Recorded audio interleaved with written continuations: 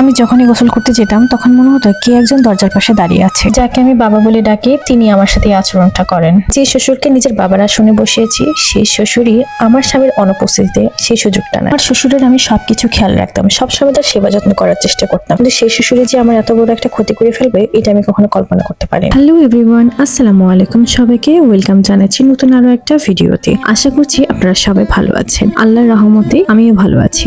চোখ মেলতে দেখি বাহিরে প্রচুর পরিমাণের কুয়াশা, আর এই কুয়াশায় আচ্ছন্ন সকাল দেখে মনে হচ্ছে সময় যেন একদম থেমে গেছে। বাহিরে এত বেশি কুয়াশা, জানি না ক্যামেরায় কতটা বোঝা যাচ্ছে, তবে ক্যামেরা চেয়ে বাস্তবে কুয়াশার পরিমাণ এত বেশি ছিল, আসলে 10 মিটার দূর থেকে আর বোঝা যাচ্ছে না যে সামনে আসলে আর কি কি আছে। অনেক তো কুয়াশা দেখালাম, এবার আপনাদেরকে দেখাবো আমি সকাল থেকে কি কি কাজ করেছি। প্রতিদিন বিছানা গুছাতে না খারাপ লাগে না, খারাপ লাগে কখন জানেন? যখন এই কম্বলটা ভাঁজ করি, কারণ যে ঠান্ডা পড়েছে এই কম্বলটা ভাঁজ করে কি লাভ বলেন? একটু পরে তো রান্না বান্না করে কম্বলের মাঝেই ঢুকতে হবে, যখনই সুযোগ পাবো কম্বলের মাঝে ঢুকে যাব। আসলে আমরা মেয়ে বলে কথা, যদি আলসামি মনে মনে বলি না কেন, আসলে কি মেয়েরা অলস হয়ে থাকতে পারে? আসলে মেয়েদের কাজই হচ্ছে সবকিছু পরিপাটি করে গুছিয়ে রাখা, আর এরই নাম হচ্ছে মেয়ে মানুষ। এরপর চলে গেলাম আমার সেই চিরচেনা রান্নাঘর, যেখানে আমি প্রতিটা দিনই কাটাই। এটা ছাড়া আমার যাওয়ার আর কোনো জায়গাই নেই। আমি বাঙালি বলে কথা, প্রতিদিন দুপুর বেলায় আমার ভাতের সাথে এরকম পাতলা মুসুরের ডাল না হলে আমার সেদিনের খাবার কখনোই হজম হবে না। তাই নাস্তা তৈরি করার আগেই আমি ডালটা ভালো করে ধুয়ে চুলায় সিদ্ধ দিচ্ছি। এরপর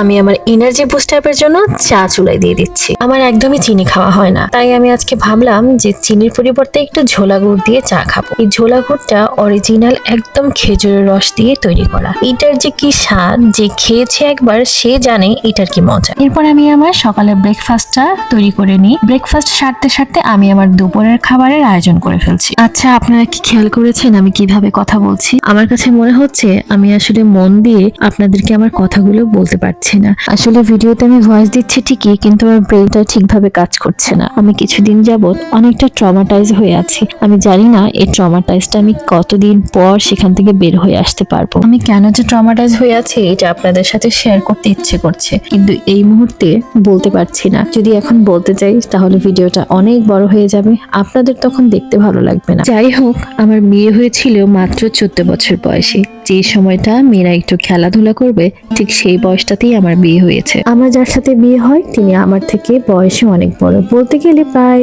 30-এর উপরে হবে। প্রথমে রাজি ছিলাম না, ছোট ছিলাম বলে বাবা মারা জোর করে বিয়ে দিতে পেরেছে এত বয়স্ক একটা লোকের সাথে। একটু বলিনি, আমার হাজবেন্ডের আগে বিয়ে হয়েছে, সেই ঘরে একটা ছেলে সন্তান আছে। আমার হাজবেন্ডের প্রথম ওয়াইফ মারা গিয়েছে। আর এদিকে একটু বলে দিই, আমার হাজবেন্ডের অবস্থা মাশাআল্লাহ খুবই ভালো। এদিকে তো সব মেয়ের বাবা মাই চায় তার মেয়েকে ভালো একটা ফ্যামিলির মধ্যে বিয়ে দিতে, তাই তার বউ আগে আছে কি না আছে এটা তেমন একটা খেয়াল করেনি। খেয়াল করেছে আমার হাজবেন্ডের সয় সম্পত্তির দিক থেকে অবস্থা ভালো বলে তার সাথে আমাকে বিয়ে দেয়। বিয়ের পর বুঝতে পারলাম আমার হাজবেন্ডের মন মানসিকতা অনেক ভালো এবং তিনি আমাকে প্রচুর পরিমাণে ভালোবাসতেন। আমার বিয়ের 4 মাস পরে আমার শাশুড়ি মারা যান, যার কারণে আমার শ্বশুর একদম একা হয়ে যান, এবং সেই সময় থেকে আমি আমার শ্বশুরের দেখাশোনা করি। আমার শ্বশুরের পায়ে একটু সমস্যা ছিল, যার কারণে তিনি হুইল চেয়ারে যাওয়া আসা করতেন। এই পায়ের সমস্যার কারণে তাকে প্রতিদিন পায়ে তেল মালিশ করে দিতে হতো। যেহেতু আমার শাশুড়ি নাই, একমাত্র আমিই বউ আছে এই বাড়িতে, তাই আমাকেই সমস্ত কাজ করতে হতো। একদিন আমার হাজবেন্ড কাজের উদ্দেশ্যে বাইরে যায়। সেদিন দুপুরবেলা আমি আমার শ্বশুরের পায়ে তেল মালিশ করে গোসল করতে যাই। গোসল প্রায় শেষের দিকে হঠাৎ করে মনে হলো